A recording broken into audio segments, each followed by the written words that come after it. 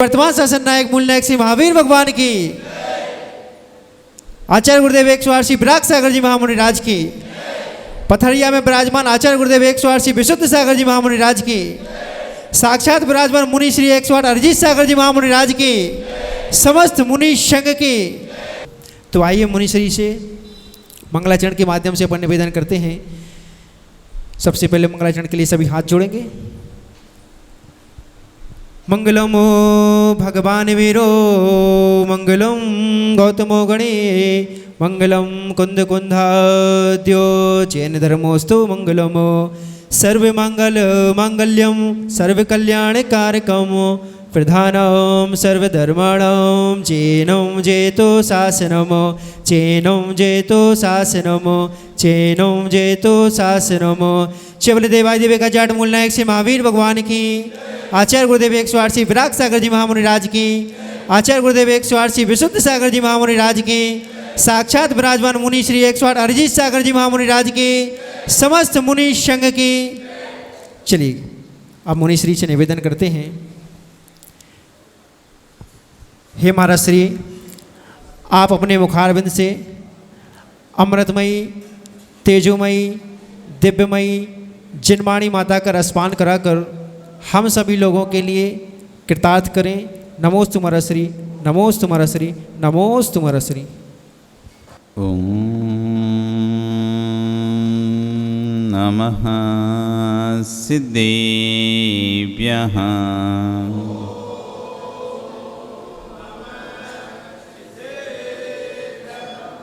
ओम नमः सिद्धेभ्यः।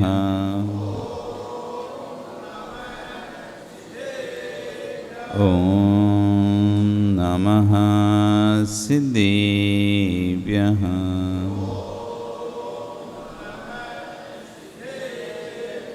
सत्त्वेषु मैत्रीं गुणेषु प्रमोदं क्लिष्टेषु जीवेषु कृपापरस्तु माध्यस्थभावं विपरीतवृत्तो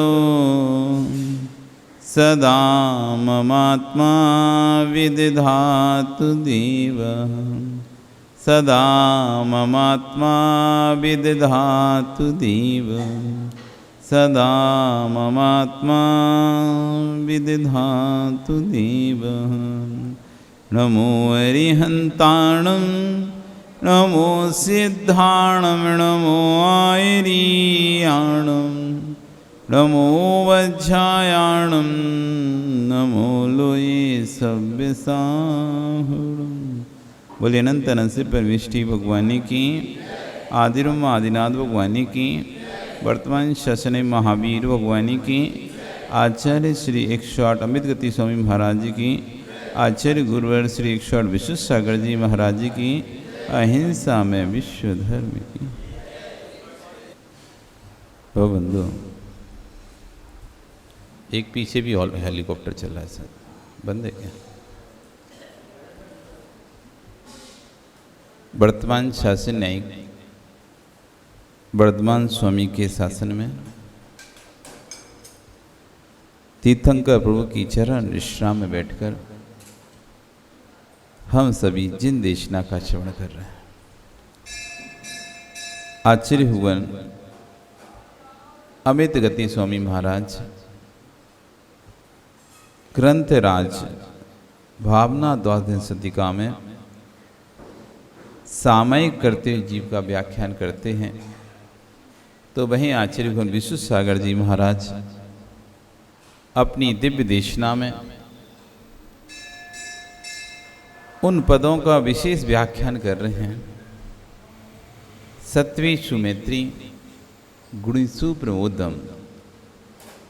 कल गुणसु प्रमोदन सूत्र को हमने पढ़ा था, समझा था कि गुणियों को देखकर हमारे अंदर प्रमुदित भाव आता है, ईर्ष्या भाव आता है। प्रमुदित भाव तो बहुत कम आता है, ईर्ष्या भाव अधिक आ जाता है। कोई व्यक्ति यदि धर्म के मार्ग पे आगे बढ़ता है धर्म के मार्ग में आगे आता है तो कभी हमको ऐसा लगना था कि हमारा प्रभाव कम ना हो जाए, हमारा प्रभाव कम ना हो जाए।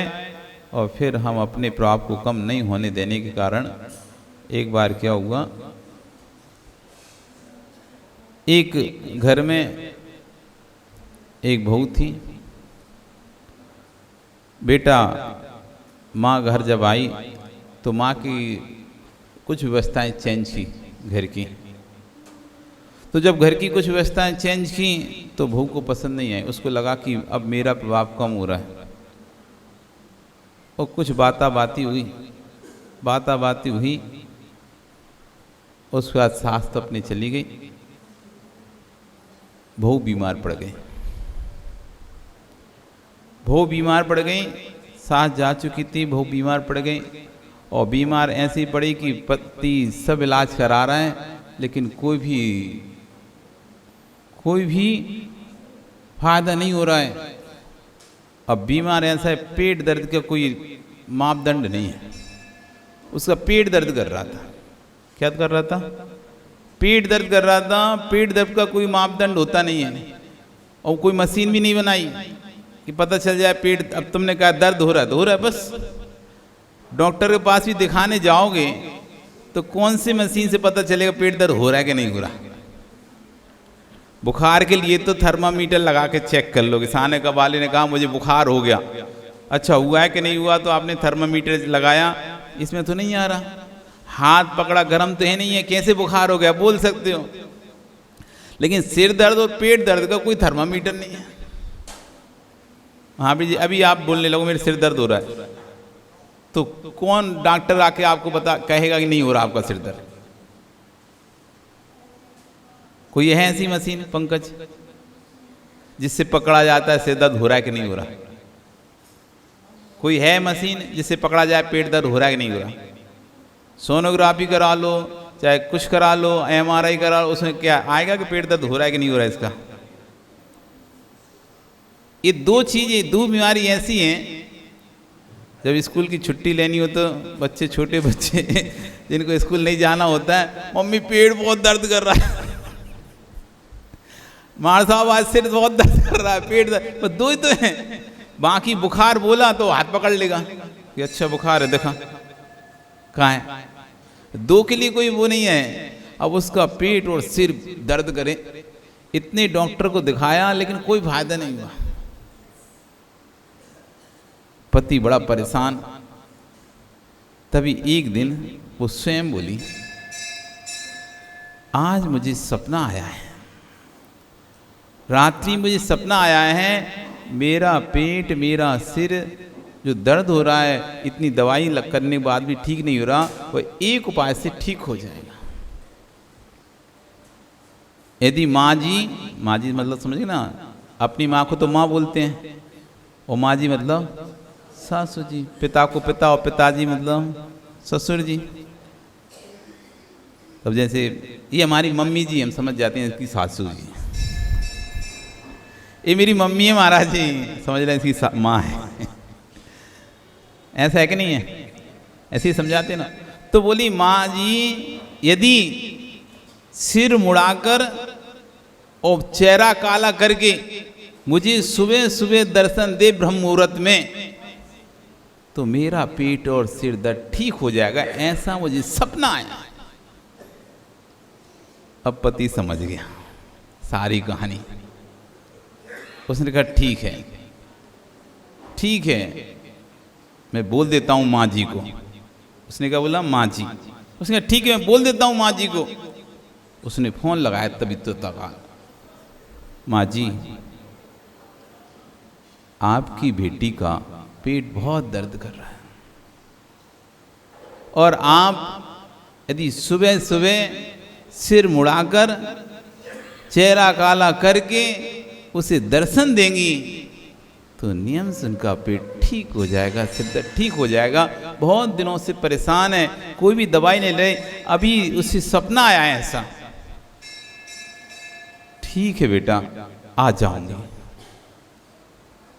खबर मिली, बेटे ने कहा कल सुबह माँ आ जाएगी, कल सुबह माँ जी आ जाएंगी। बस सुबह हुई, वो तो इंतजार कर रही थी, और जैसी वेल घंटी बजी, और घंटी बजी तो देखो नारी के फेरे, सिर मुंडे मुंह काले। देखो नारी के फेरे, मतलब कुछ भी कर सकती, सुनाना चाह रही थी इसी माँ को, तुम ऐसा बोल के गई थी, देखो हमने क्या किया, तुम्हारा सिर मुड़वा दिया, मुंह भी काला करवा दिया। देखो नारी के फेरे, सिर मुंडे मुंह काले। पति ने दरवाजा खोला, वो तो अपना लेटी थी आंख बंद करके, दर्द शरीर ठीक नहीं थी ना, तबीयत ठीक नहीं थी, तो लेटी थी, पर समझ तो गई थी माँ आ गई है, और सिर उड़ाकर चेहरा काला कर कर आई, मुझे बुलाया है। तो देखो नारी के फेरे, सिर मुंडे मुंह काले।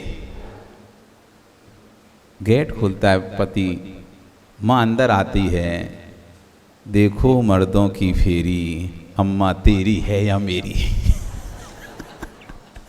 देखो मर्दों की फेरी, अम्मा तेरी है या मेरी। और जैसी वो देखती है तो माँ ये क्या हुआ, तो बेटा दामाद जी बोले थे तो इसको बहुत पेट दर्द है, सिर दर्द है, और सपना आया है कि माँ जी यदि सिर मुड़ाकर और चेहरा काला कराकर दर्शन देगी तो पेट दर्द हो जाएगा। बेटी मैं तेरे लिए तो कुछ भी कर सकती। वो सिर ठुक रहे। यही स्थिति हमारी है। हम दूसरों से जलते हैं और दूसरों के बारे में बुरा सोचते हैं और उनके बारे में बुरा करने की कोशिश करते हैं, लेकिन पता चलता है कि स्वयं के साथ ही बुरा हो जाता है। बहुत बार ऐसा होता है, अपनी ही चाल अपने ऊपर भारी पड़ जाती है, अपनी ही क्रिया अपने ऊपर ही भारी पड़ जाती है और अपन को ही ले डूबती है।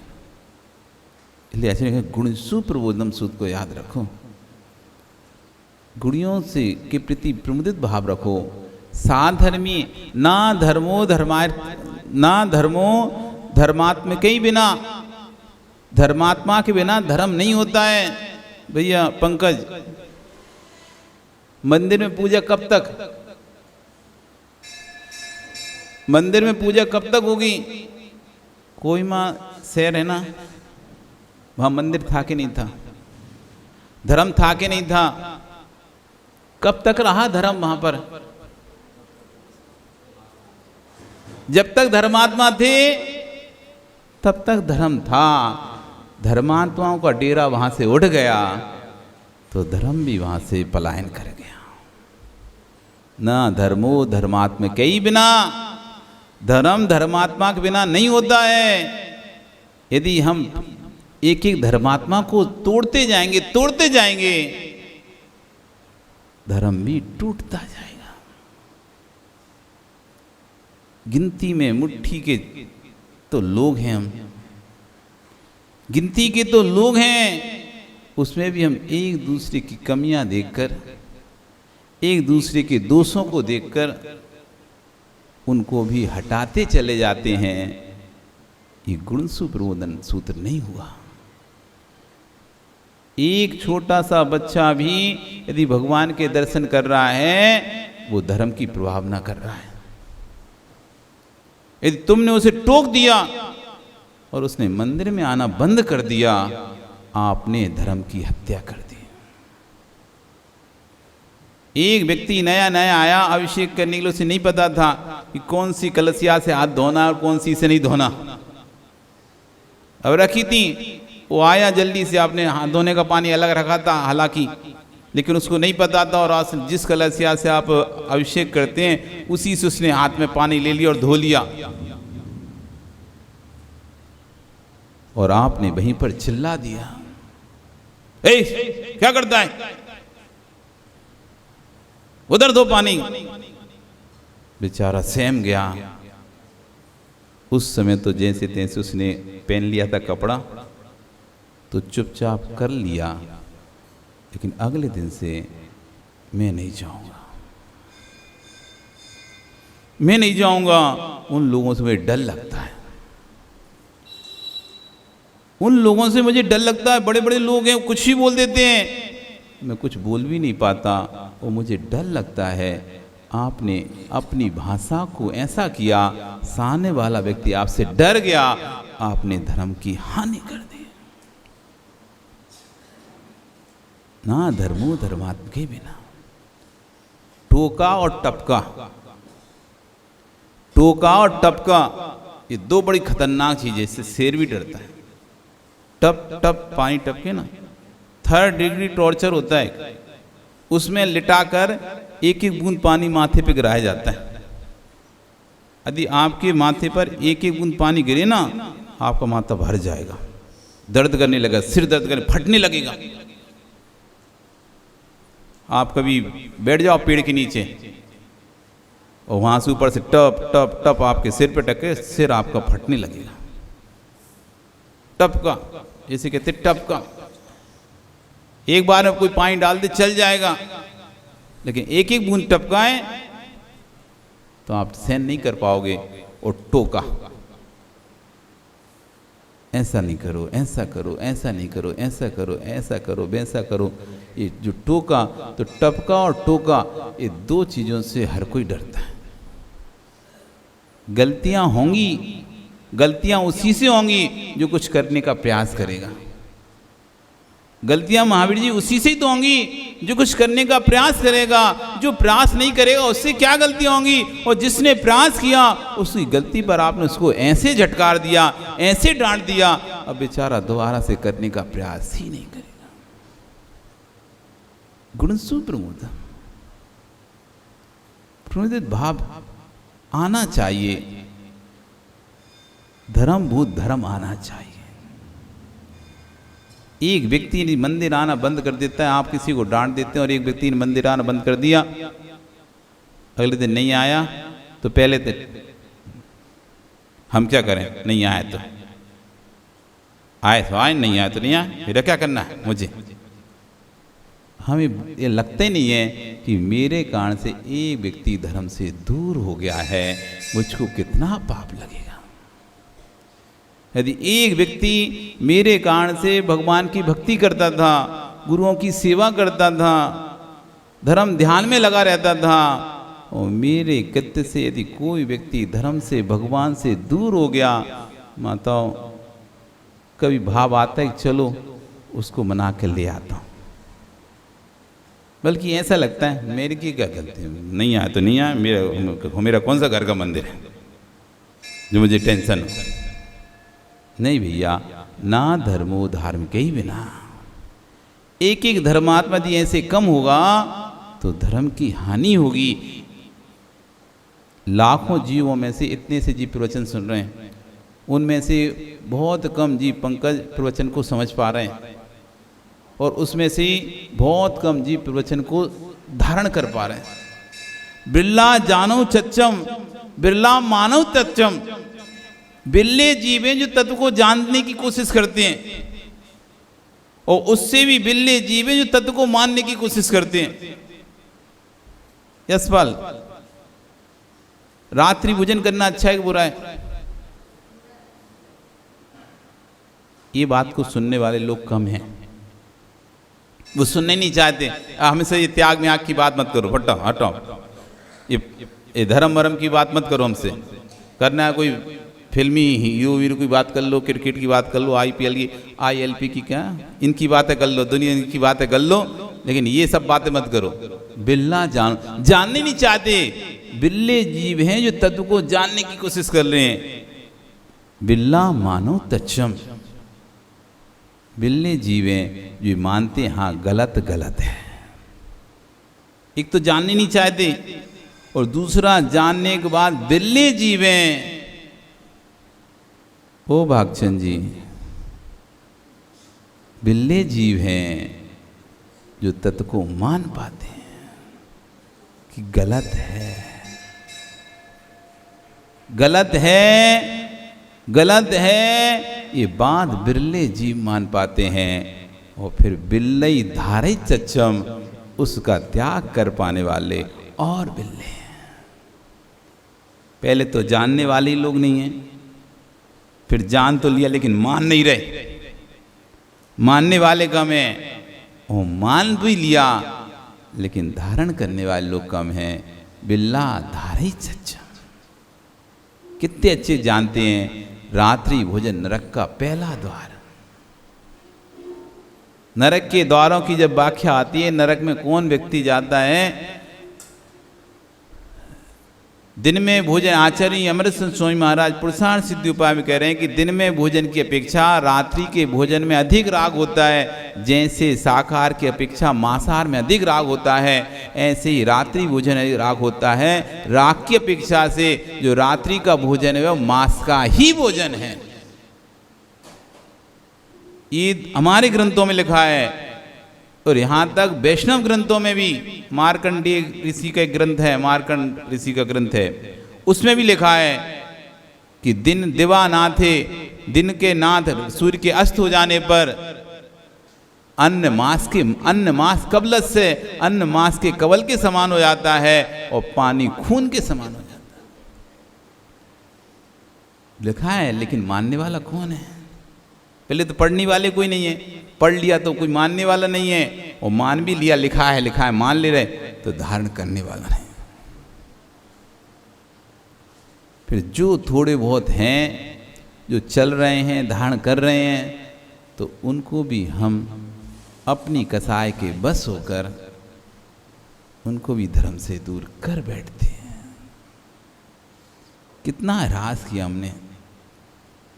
आपको लगता है कि आप एक व्यक्ति को धर्म से दूर किया है। यदि तुमने यदि मंदिर आना बंद कर दिया तो लोगों को लगेगा सिर्फ तुमने मंदिर आना बंद कर दिया, जबकि ऐसा नहीं है। तुमने मंदिर आना बंद किया तो तुम्हारे पीछे तुम्हारा बेटा है, पापा से ऐसे बोले मैं भी आज से मंदिर नहीं जाऊंगा।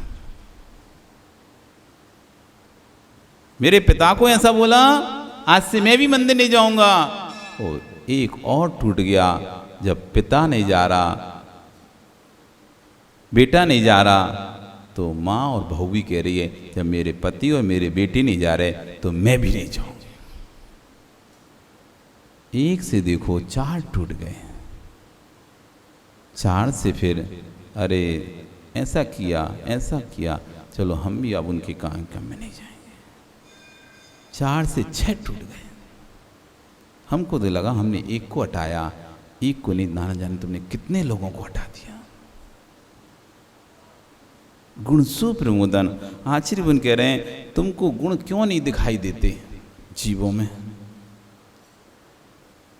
अपने अंदर झांको, मेरे अंदर कितने अवगुण हैं, और मैं दूसरों के अवगुणों को मात्र क्यों देखता हूं, उनके गुणों को क्यों नहीं देख पाता? क्या मेरी दृष्टि इतनी खराब है? कौवे के सामने सूकर के सामने पकवान भी रख दो, और एक को बिष्टा रख दो, एक को मांस का लोथड़ा रख दो, कौवा सबसे पहले पकवान पर नहीं बैठेगा, मांस के लोथड़े पर बैठेगा। सूकर सटरस मिश्रित भोजन पर मुंह नहीं डालेगा, बिष्टा पर मुंह डालेगा। ये दृष्टि जिसकी जैसी है उसको वही वस्तु दिखाई देती है।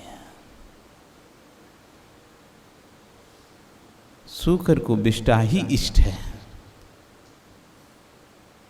सूकर को बिष्टा ही इष्ट है, कौवे को मांस का लोथड़ा ही इष्ट है। गुण सुप्रमोदम। सामयिक करना है। सामयिक क्या करना होता है? सामयिक में यही तो चिंतन करना होता है, क्या किया मैंने आज तक, अपने जीवन में किया क्या है। ऐसी भाग दौड़ का जीवन आचार्य कह रहे बहुत कठिन है। जब तक मस्तिष्क से बहिरंग वस्तु रखिए, जब तक दिमाग में, तब तक सत्य का बोध नहीं होगा। आदमी सत्य का बोध क्यों नहीं होता? भय, आशा, स्नेह, लोभाश्य, भय के कारण व्यक्ति सत्य नहीं बोलता। किसी अपेक्षा, आशा से व्यक्ति सत्य को बोध नहीं कर पाता। स्नेह, किसी से स्नेह रहता है, इसलिए उसके प्रति यदि मैं सत्य को बोल दूंगा तो उसका नुकसान हो जाएगा। स्नेह से भय, आशा, स्नेह, अथवा लोभ से व्यक्ति सत्य नहीं होता। ये 4 कारण आचार्य बताएं सत्य पर आवरण डालने वाले।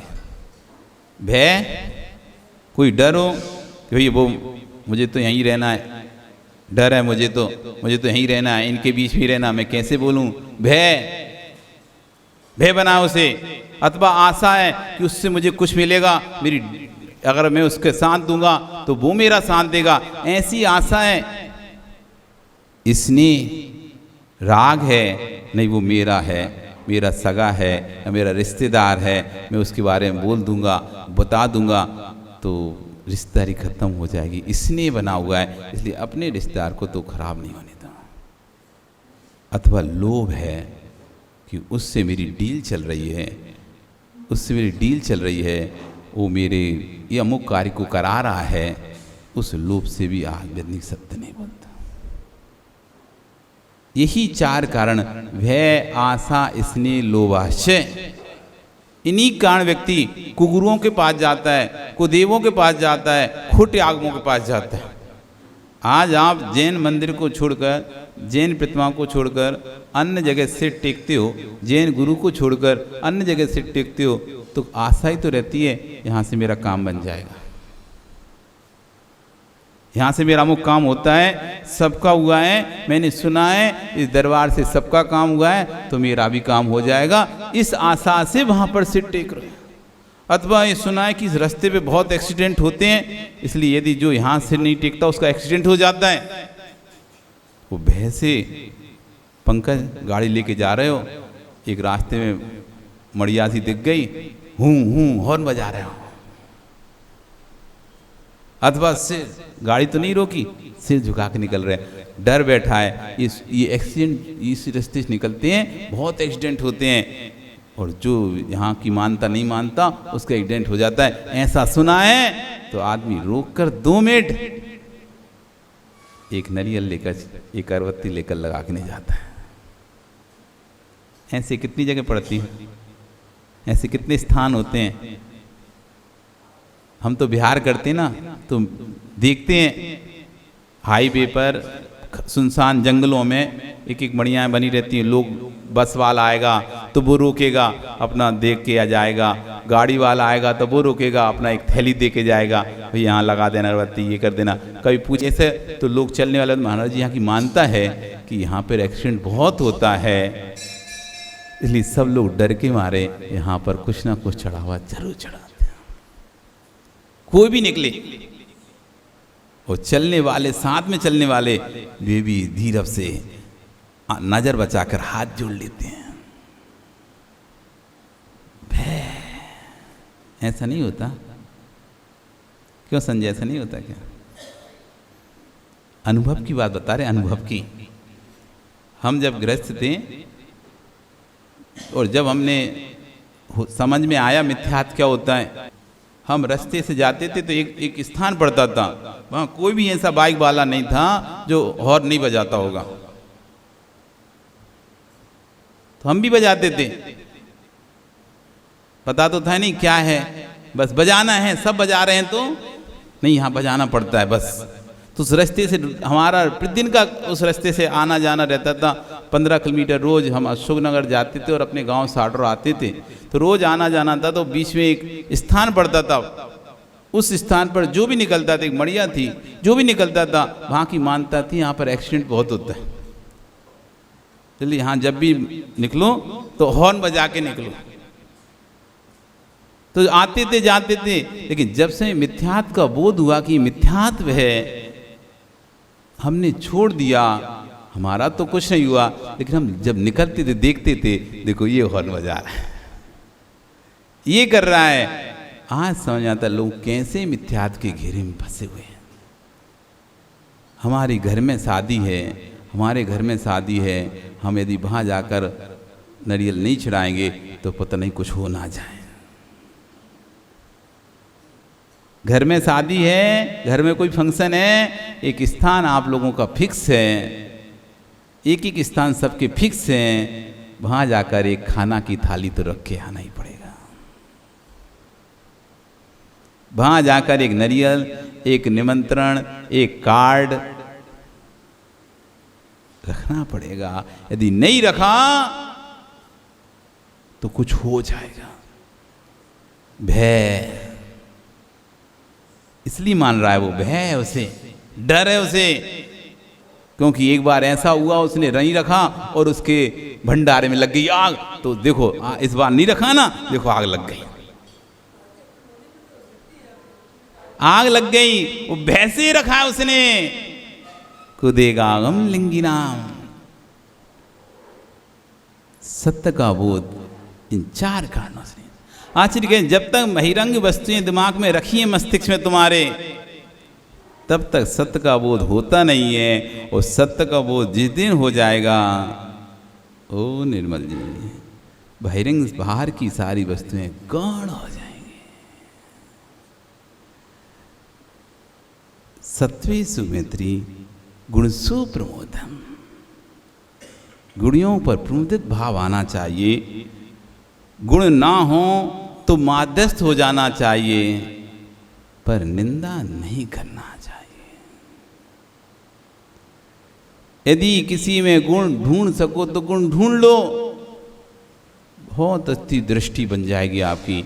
एक बार आज स्थिति ऐसी है, यदि ललित किसी से बोल दिया जाए तुम पंकज के 5 गुण बताओ, तुम सोचने लगोगे 5 गुण कौन कौन से बताओ। बिल्कुल एक बार हमने प्रैक्टिकल किया ऐसे ही। आहार में आहार लेते हुए जो आते थे उनसे उसे इसके 5 गुण बता दो तुम। तो पति अपनी पत्नी की बता दे, पत्नी अपने पति की बता दे, बेटा अपनी माँ की बता दे, माँ अपने बेटे की बता दे। जैसी गिनाने जाते थे 1 बताता, 2 बताता, 3 बता, फिर सोच लगता चौथा कौन सा बोलूं, कौन सा बोलूं, कौन सा याद ही नहीं आ रहा उसे। 5 गुण निकालने में पसीना आ गया उसको। और कह दिया 10 दोष गिना दो, पाट खट खट, ये कमी इनमें, ये कमी, ऐसा करते वैसा करते। गुण देखी कहाँ है आज तक तुमने? घर में परिवार में अच्छे बताओ, अपनी बेटी की माँ में गुण भी देखे क्या? बहुत बोलती है, बहुत चिल्लाती है, बहुत पैसा खर्च करती है, बहुत शॉपिंग करती है, खूब माँ से बात करती रहती, दिन भर फोन पे लगी रहती है। ये सब तो देखा। कभी एक बार तारीफ करी, सुबह से उठकर पूरा घर का काम संभालती है। सुबह से उठकर समय निकालकर, मैं तो सोता रहता हूँ, वो भी चाहे तो सोती रहती, लेकिन वो सुबह उठकर सबसे पहले नहा धोकर भगवान की भक्ति करती है। कभी ये गुण देखे क्या? ये गुण नहीं देखे। ये देख लिया कि बहुत बातें करती, दिन भर फोन पे लगी रहती, फोन मचकाची रहती, क्या मचकाना बोलते हैं ना आप यहाँ, फोन मचकाते रहते हैं, व्हाट्सअप चलाते रहते, इंस्टाग्राम चलाती रहती है, बहुत चिल्लाती, बहुत बातें करती, बहुत आर्गुमेंट करती है, छोटी छोटी बातों पे लड़ती है। विशेषताएं कितनी देखी आपने, गुण कितने देखे? ओ महेंद्र जी, सो रहे को सुन रहे हो? अरे दोनों महेंद्र हो, बगल बगल में बैठे। आज एक काम करना आप लोग, आज अपनी बेटे की माँ के 5 गुण उसको बताना। बता पाओगे? बता पाओगे? अभी सोच लेना कौन कौन से 5 गुण उसको बताना। और आप भी आज अपने बेटे के पिता के 5 गुण उसको बता देना। इसमें आप अरे क्या बताएं महाराज जी ने, क्या ही है, ऐसा ही है, वो तो कोई काम का नहीं है। अरे आपकी सारी असलियत, पोल पट्टी सब हमारे पास आती हैं। विश्वास मानो, जो बातें किसी को पता नहीं रहती वो बातें हम लोगों को पता रहती हैं, साधुओं को। तुम्हारे घर के अंदर की, साधुओं से कभी मत उलझना। जो बातें समाज को भी पता नहीं है, यहां तक कि जो बातें उसके पति तक को पता नहीं है, वो बातें हमको पता होती हैं। जो बातें आपको माता पता नहीं है आपके बारे में, वो बातें हमको पता रहती है। दुख का रोना व्यक्ति हमारे पास रोते हैं। पंकज सही है कि नहीं? गहरी बात है। साधु एक ऐसा अथाह सागर होता है, जिस सागर में कोई भी चीज डाल दो वापस मिलती नहीं है, फिर तो ढूंढते रहो नहीं मिलेगी। ऐसी साधु एक ऐसा अथाह है, इसी के इनके नाम के आगे सागर लगते। सागर क्यों लगाए, कभी आपने सोचा नहीं किया? सब साधु आगे सागर लगाते हैं, सागर सागर सागर सागर। अथाह समुद्र हैं, ऐसे समुद्र हैं, इनके अंदर रत्न भरे हुए हैं। रत्न जैसे सागर में रत्न भरे होते हैं, डुबकी लगाओगे रत्नों को पाओगे। ऐसी साधु सागर हैं, रत्नों से भरे हुए हैं, इनके अंदर डुबकी लगाओगे आप ज्ञान के रत्न पाओगे। और ऐसे सागर हैं ये कि इनके अंदर कोई चीज चली जाए फिर आप वापस नहीं निकाल पाओगे। इसलिए श्रावक आके साधु के पास अपनी व्यथा सुना जाता है। वो व्यथा साधु ऐसे अंदर ग्रहण कर लेता है जैसे कोरा सकोरा, जैसे कोरे सकोरे में पानी की बूंद डाली, कहाँ गई पता नहीं चला, गई। ऐसे आपने जो अपनी व्यथा कही वो साधु ने सुनी, अंदर गई। अब बाहर का कोई तीसरा व्यक्ति उस बात को निकाल नहीं सकता उनके पेट से। अब उनके मुख से वो बात नहीं निकल सकती, कुछ भी हो जाए, लेकिन वो अपनी उस श्रावक की बात को कभी दूसरे श्रावक से नहीं कहते। इसलिए इनका नाम है सागर। गुणसु प्रमोदम। इसलिए भैया गुणियों में प्रमुदित भाव आना सीखो, गुण देखना सीखो। दोस्त तो भगवान में भी निकल जाएंगे, निकालने वाला दोस्त तो भगवान में भी निकाल देगा, और गुण देखने वाला तो स्वान में भी गुण देख लेगा। तो गुण सुप्रबोधम। आपका समय हो गया, कल फिर आओगे, आओगे ना? नहीं आओगे?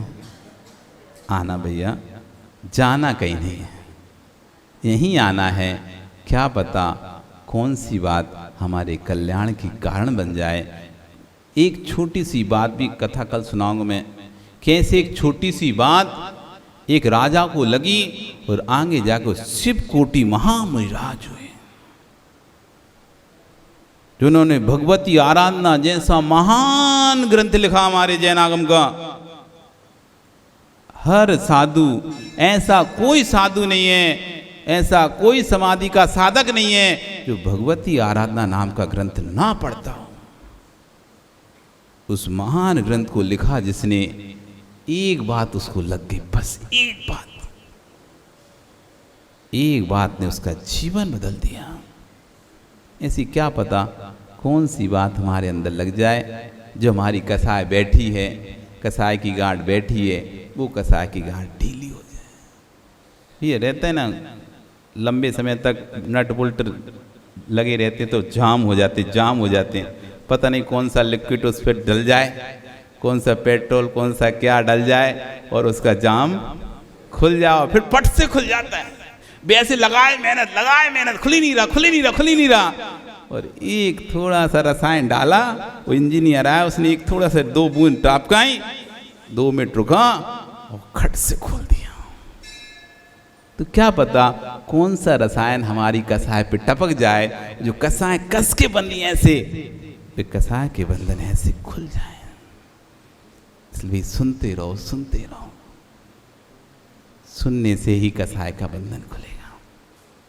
आपका समय हो गया, कल फिर आना। बोली भगवान महावीर स्वामी की।